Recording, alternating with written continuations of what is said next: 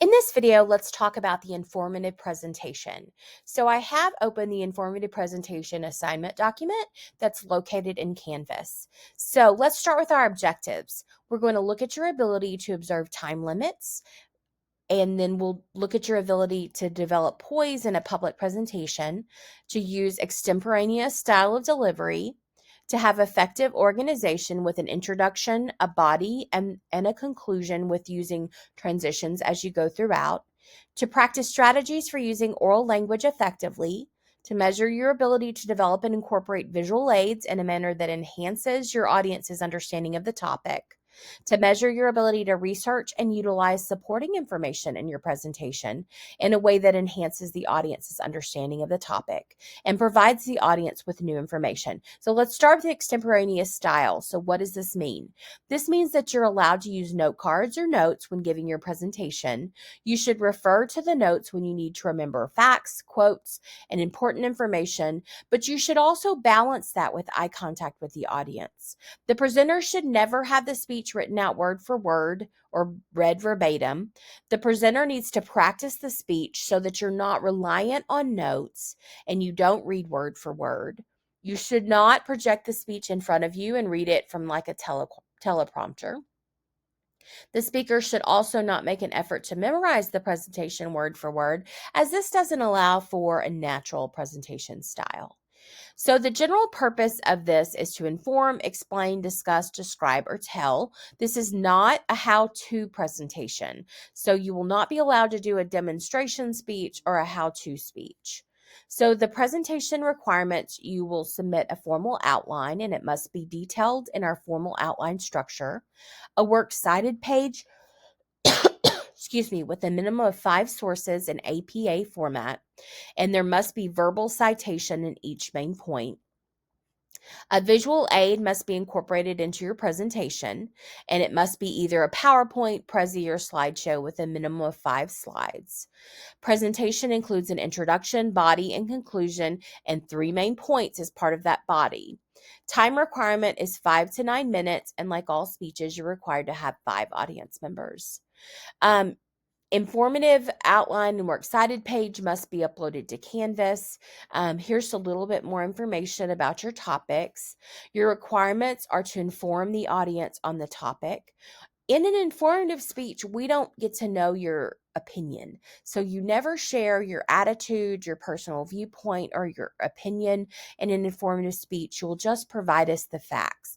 You don't encourage or urge the audience to do anything.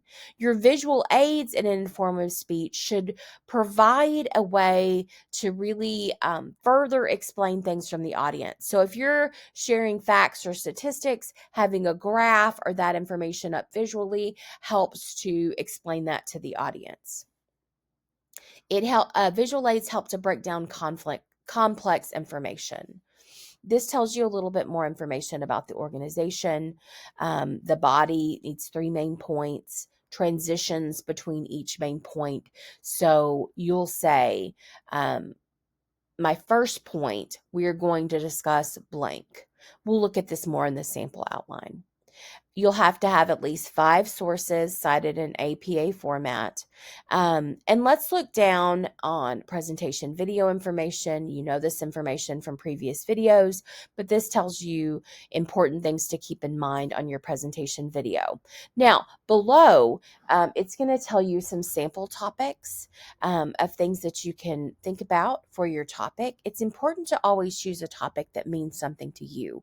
If you're not interested in the topic, then you're not going to really enjoy the assignment.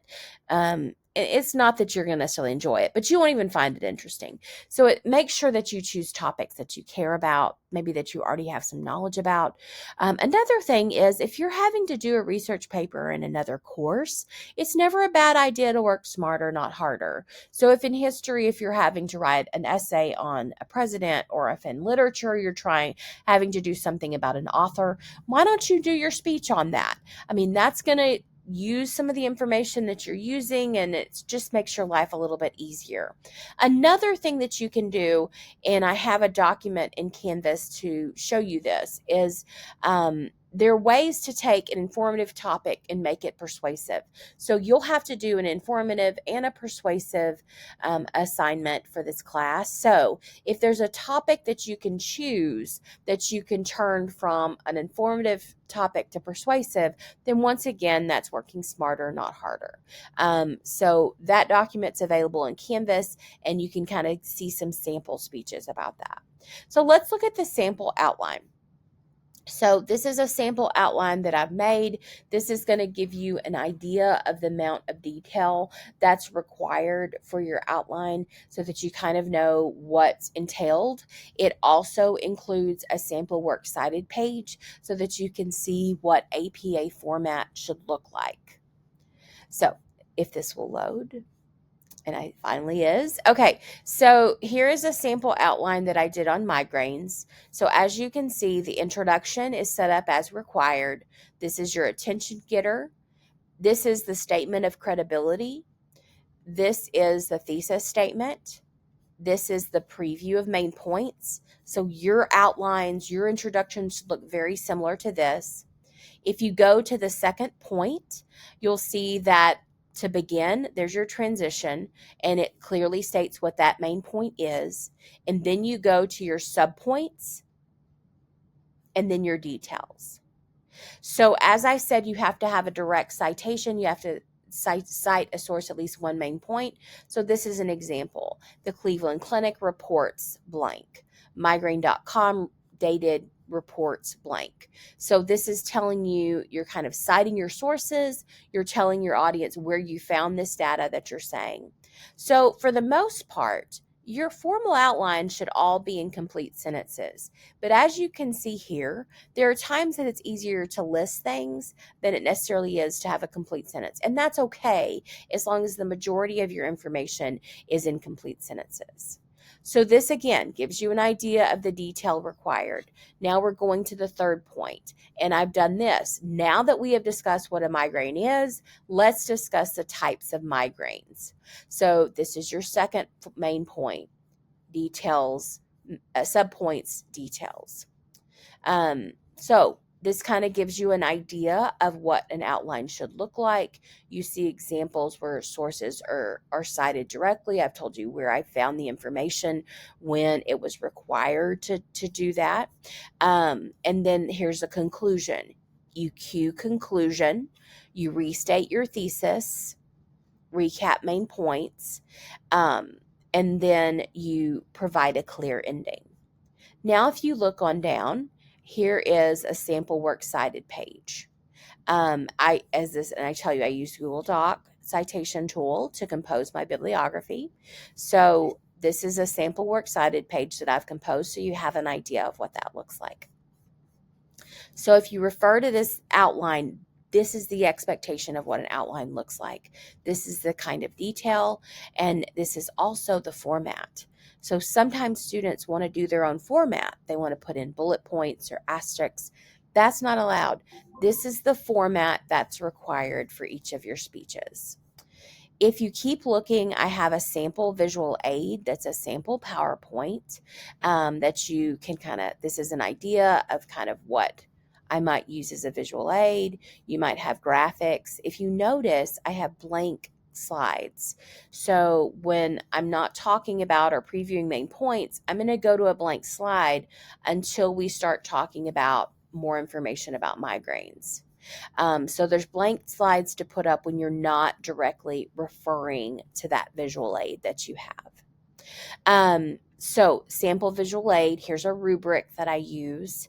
And then this is the document I told you I referred to earlier. So if you want to choose an informative topic that can also be used as a persuasive topic, this is a document that kind of helps guide that thought process.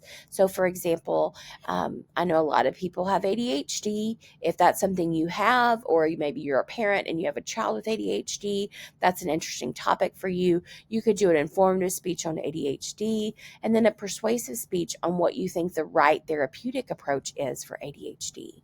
Again, we have a lot of options here to kind of give you ideas. is. This is definitely not exhaustive, but this can kind of get you thinking if to work, again, work smarter, not harder, but this can get you thinking about a topic that you could take from an informative topic, use your research, tweak it some for the persuasive topic, and you work smarter, not harder.